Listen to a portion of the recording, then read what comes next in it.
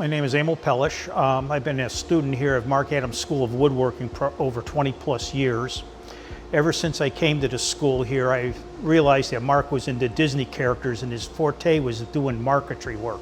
Through the years, Marc and I always kind of teased one another back and forth, and I was finally one day trying to figure out how can I really kind of get even with Marc.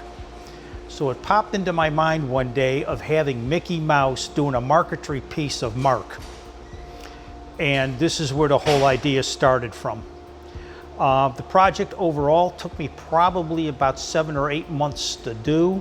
It involved carving, turning, the marquetry, veneering, and then a joinery to put the pieces together. The other portion of it was getting the right proportions. So I worked off of many models of Mickey Mouse, and all I had was one photograph of Marc out of one of his yearly school catalogs. And trust me, you don't know how hard it is to work with Marc till you actually try making Marc. So subsequently I went on, the piece was carved out of basswood for the Mickey.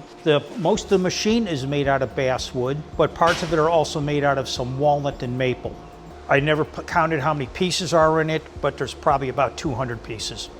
When my wife and I drove down here on a weekday during the Marc school last year, it was approximately about this time, maybe a little bit earlier, and we had Susie call Marc to the cafeteria, and at first he thought somebody got injured.